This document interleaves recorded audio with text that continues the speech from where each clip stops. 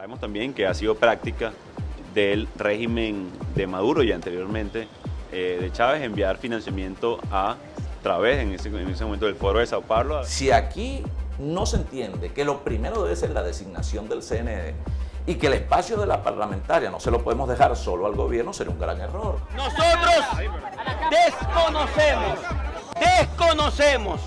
a esa farsa de Asamblea Nacional Constituyente. Viernes 25 de octubre, de inmediato las informaciones más resaltantes de esta semana.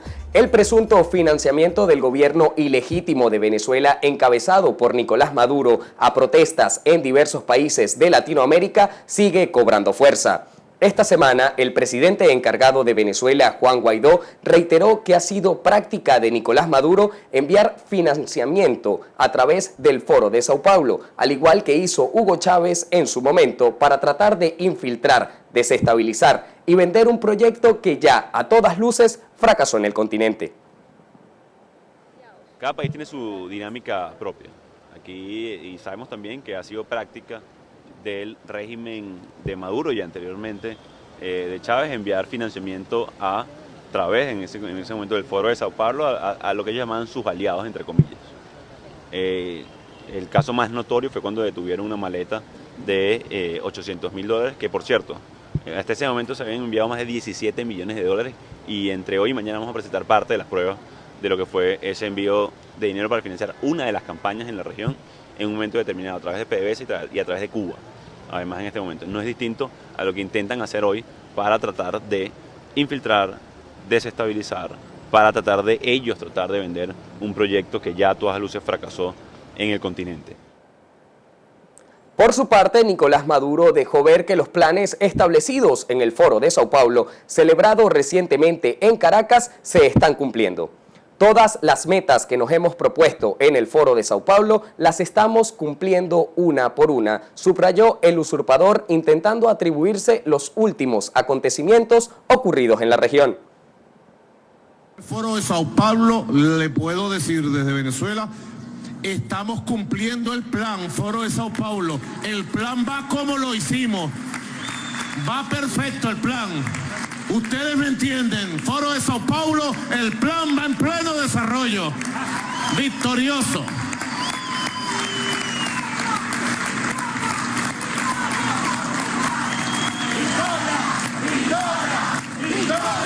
Todas las metas que nos hemos propuesto en el Foro de Sao Paulo las estamos cumpliendo una por una. Es la unión de los movimientos sociales, progresistas, revolucionarios, nacional populares de toda América Latina, el Caribe y más allá del mundo. Por eso Sao Paulo ha salido revitalizado, reimpulsado, y así debemos seguir articulando los partidos políticos progresistas, revolucionarios, de izquierda, avanzados de toda América Latina, del Caribe y del mundo, con los movimientos sociales. Esa fue la estrategia que trazamos. Entre tanto, el comisionado presidencial para las Relaciones Exteriores, Julio Borges, denunció la desestabilización regional que impulsa Nicolás Maduro y el régimen cubano. En Venezuela no hay dinero para comida o medicinas, pero siempre habrá dinero para financiar todo lo que tenga que ver con desestabilizar o destruir la posibilidad de democracia en la región, subrayó el portavoz de la transición tras presentar 16 evidencias de intervención del chavismo y el castrismo en la crisis política reciente en Ecuador, Chile y Colombia. ¿Qué más tiene? Ustedes verán acá. Es una trama que tiene que ver con corrupción, narcotráfico y lavado de dinero. Esa es una realidad que no podemos esconder. En Venezuela se está dando una economía completamente negra que se alimenta de la explotación ilegal del oro, del narcotráfico y del crimen organizado. Con eso se financia grupos como estos nuevos FARC o el ELN. Con esto se financia las manifestaciones del Foro de Sao Paulo. Y esto también tiene implicaciones hasta en Europa. Si quieren otra demostración previa al Foro de Sao Paulo, la creación de Podemos en España. Claramente Podemos fue un movimiento político financiado con dinero venezolano. y esto tiene implicaciones con todo lo que tiene que ver la región, desde Chile, Nicaragua, la posición que ha asumido Maduro al defender ahora al nuevo dictador del club, que es Evo Morales. Ya Evo Morales entra formalmente en el club de los dictadores junto con Díaz-Canel, Castro, Maduro y Daniel Ortega. Diosdado Cabello también echó gasolina a esta candela. El máximo dirigente de la ilegítima Asamblea Nacional Constituyente amenazó con un huracán bolivariano. El reconocido número 2 del chavismo aseguró que lo que está pasando en Perú y en Chile, así como el reto electoral de Argentina y los acontecimientos de Ecuador, apenas son una brisa, al tiempo que advirtió que lo que viene ahora es el huracán. Hablamos de en estos días en el programa nuestro, hablé de una brisa bolivariana. Parece que esa brisa bolivariana irritó a un gentío. Si apenas es una brisa, no nos hemos convertido ni en una ventolera.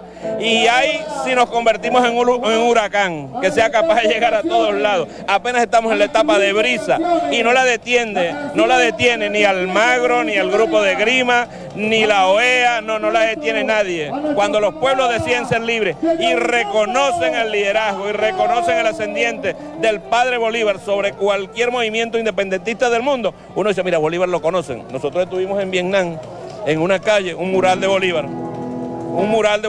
Uno se le llena el alma y el espíritu de patria.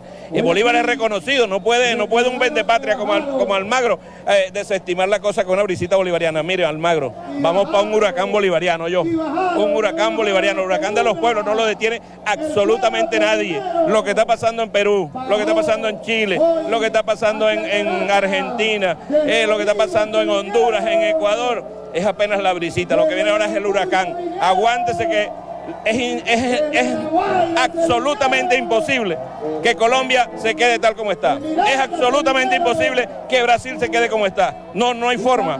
Eso va a reventar, esos países van a reventar porque tienen una sobredosis de neoliberalismo. Eso no lo aguanta nadie.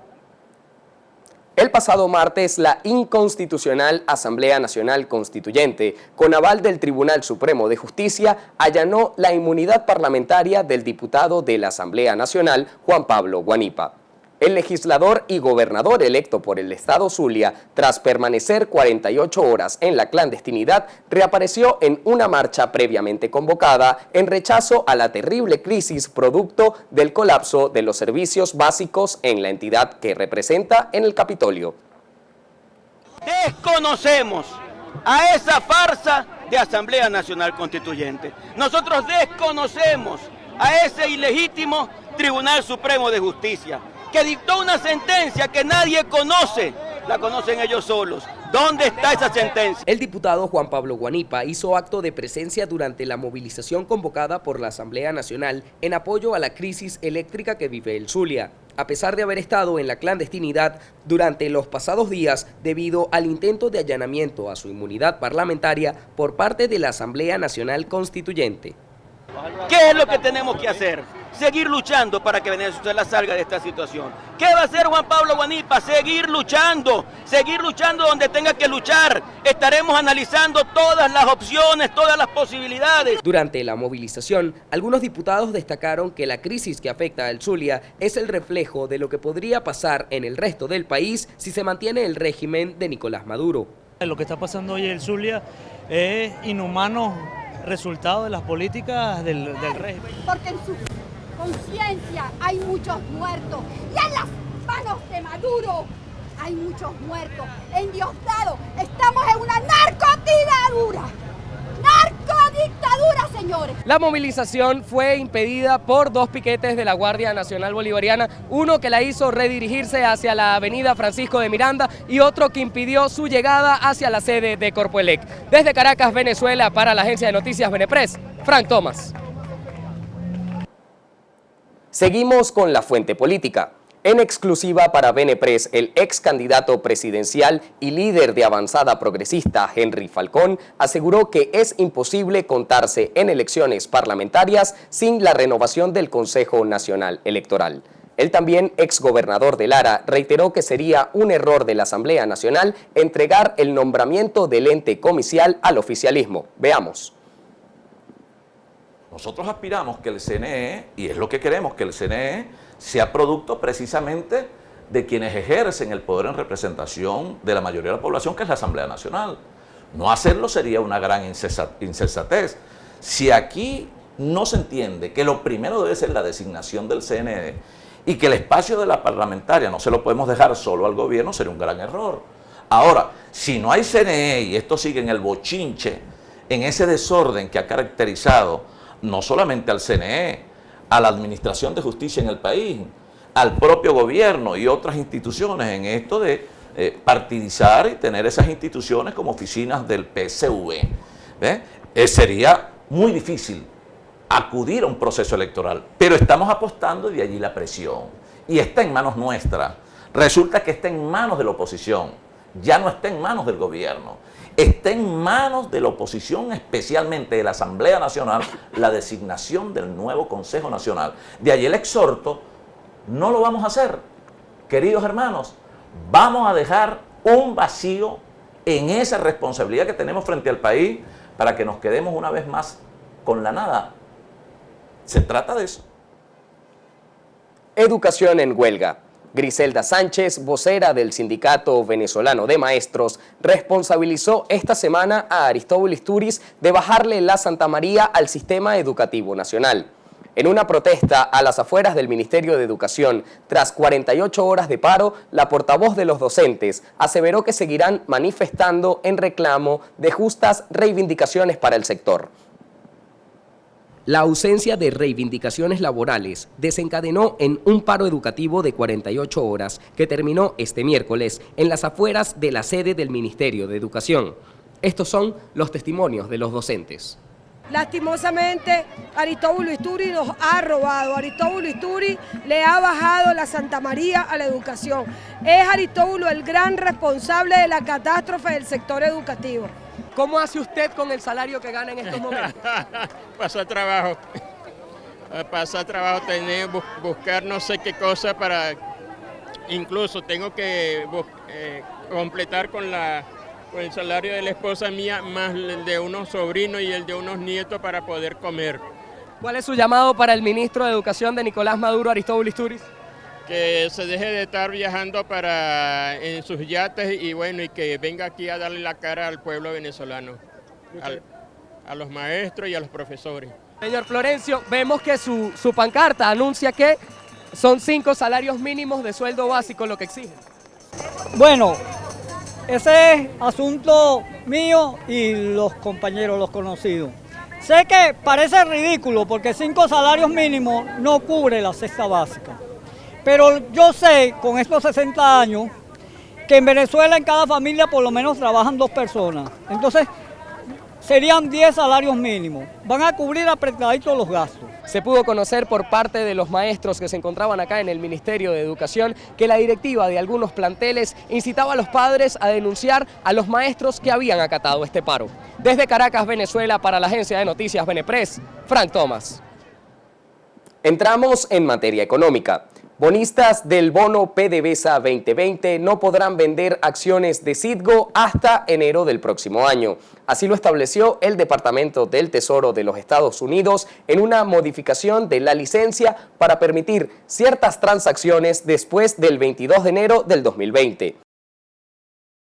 Como resultado, durante dicho periodo, las transacciones relacionadas con la venta o transferencia de acciones de Citgo en relación con el bono PDVSA 2020, 8,5% están prohibidas a menos que la OFAC lo autorice específicamente, reza el oficio emitido por la oficina norteamericana. La planta modelo de la cervecería Polar, ubicada en Maracaibo, estado Zulia, está próxima a cerrar sus puertas debido a la crisis que vive el sector. Según reportó nuestro corresponsal en la entidad, Lelín Danieri, en su cuenta de Twitter, la directiva de la planta oficializó la medida con el personal. Se espera que en los próximos días se proceda al cierre operativo, el lavado de los tanques y otros procedimientos. En materia internacional, en un reportaje especial titulado 4 focos de agitación social en el mundo, nuestro compañero Carlos Subero explica la realidad de Hong Kong, Cataluña, Quito y Santiago de Chile. La comparación de estas 4 protestas que se verifican desde octubre en diversos países del mundo revela una coincidencia. Todos tienen algún nivel de violencia, pero 3 de estas 4 fueron generadas por sectores no políticos. Bertrand Ndongo, el inmigrante que hace vida en España, en entrevista para En Pocas Palabras, condenó que pese a la terrible crisis humanitaria que hoy vive Venezuela, el mundo no lo tome en serio. Ante esto, pidió medidas más drásticas de la comunidad internacional contra Nicolás Maduro. El llamado negro del Vox, tras plantear que la izquierda solo trae sufrimiento, alertó con preocupación que los defensores del modelo chavista y voceros de la izquierda española pretenden vender en la nación europea lo que en el país suramericano no ha funcionado. En el caso de Venezuela está pasando por una crisis humanitaria terrible, donde la gente no tiene ni lo básico. La gente no tiene ni, los niños se mueren por falta de electricidad, la gente no tiene agua, no hay medicamento, no hay leche, no hay nada básico. Lo de Venezuela es muy duro y yo creo que no se está tomando realmente en serio como se debería de tomar. Venezuela se está tomando demasiado a la ligera. Yo creo que se debería de tomar unas medidas un poco más drásticas sobre Maduro para que reaccione al menos. Yo no creo que España llegue ahí, que Dios nos asiste, que España no llegue hasta este nivel, pero hay que tener muchísimo cuidado. Y para evitar esto, todos somos conscientes de lo que tenemos que hacer. España es un país maravilloso. Es un país en el que la gente vive muy bien. Hay gente que lo pasa mal, eso es normal, esto no es el cielo. Pero España, dentro de los países de la Unión Europea, es una referencia, es un ejemplo.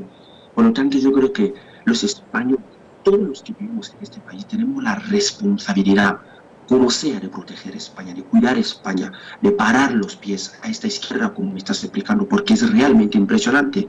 La misma izquierda que hundió a Venezuela, les tenemos aquí. Las autoridades mexicanas acumulan un historial de errores y ridículos con el clan de Joaquín El Chapo Guzmán, a el que se suma el arresto y posterior liberación de uno de los hijos del narcotraficante. La respuesta con armas de alto calibre de los secuaces del descendiente del narcotraficante mexicano obligó a las fuerzas de seguridad a liberarlo para evitar un baño de sangre en la ciudad de Culiacán, en el noroccidental estado de Sinaloa, que estuvo tomada durante horas por los narcotraficantes. Más que en ridículo, el gobierno queda en una evidente situación de debilidad por su notable improvisación, dijo sobre este tema el especialista en seguridad de la Universidad Nacional Autónoma de México, Javier Oliva. Bolivia en el ojo del huracán. Ciudadanos se mantienen en protestas callejeras contra el mandatario boliviano Evo Morales por haber montado fraude para ganar las reñidas elecciones celebradas el pasado domingo. El opositor y ex candidato Carlos Mesa acusó a Morales de llevar adelante un golpe de Estado con un monumental fraude. Sin embargo, este último aseguró que Mesa adelanta acciones en su contra con apoyo internacional para desconocer su victoria. Argentina va a empeorar independientemente del resultado. Así lo aseguró en entrevista para En la Mañana Ariel González Labelli, analista político y secretario ejecutivo del Centro de Estudios Internacionales de la Facultad de Ciencias Sociales de la Universidad Católica Argentina, vaticinando que será muy difícil para el actual presidente de la nación albiceleste, Mauricio Macri, revertir los resultados en la segunda vuelta electoral contra Alberto Fernández, prevista para el próximo domingo 28 de octubre. La situación en Argentina a partir del próximo lunes va a ser bastante dramática. Se viene una nueva devaluación, advirtió. Que la situación en Argentina realmente a partir del próximo lunes va a ser bastante dramática, económico, inclusive más de lo que es ahora. Se descuenta una fuerte devaluación para que viene luego de las elecciones, pero además que esta devaluación y una creciente inflación se va a mantener por lo menos hasta fin de año. Esto quiere decir que las principales variables económicas y sociales se van a ver justamente afectadas. Esto quiere decir que el gobierno de Fernández, estamos hablando de Alberto Fernández, quien en Argentina, cuando una fórmula, en general en el peronismo, siempre hay una persona que manda, no puede haber dos, porque eso realmente llevaría a una crisis institucional. Pese a la crítica situación que atraviesa Venezuela, el magnate tailandés, dueño de la organización Miss Grand, ha decidido traer su concurso a Caracas, con la premisa de desmontar la realidad que, según dijo, desvirtúan los medios de comunicación. Este 25 de octubre se realizará en el Poliedro de Caracas la escogencia de la nueva reina de belleza. Nuestra compañera Andrea del Valle estuvo en la presentación a la prensa de las aspirantes a la corona. Veamos a continuación lo que recogió. Una de las razones por las que escogí Venezuela es porque el año pasado se compartieron noticias terribles al mundo. Y cuando vine, noté que la situación no es la misma que presentan las noticias. Ajenas a la realidad y con respuestas construidas para un concurso de belleza, las candidatas al Miss Grand International 2019, incluso la venezolana, dieron su particular visión sobre la situación en Venezuela. A veces todo el tema de la prensa y las redes sociales puede que no den la información concreta y con sensatez de lo que está pasando realmente. En la misma línea, el director del certamen, Nawat Itzaragrisil, responsabiliza a los medios internacionales de dar una imagen errada del país.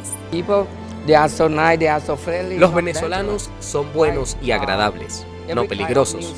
Cada reportaje de noticias dice, no vayas a Venezuela porque es peligroso. Pero me gustaría decir que este es un lugar muy seguro, hermoso y cómodo. Aunque la web oficial del concurso dice que su realización es posible gracias a la ayuda gubernamental y luego de agradecer públicamente al gobierno venezolano y autoridades, Itzaragrisil aseguró no contar con patrocinio de ningún tipo. Estoy invirtiendo el dinero de mi bolsillo. Ahora es más de $1 millón. Todo está incluido.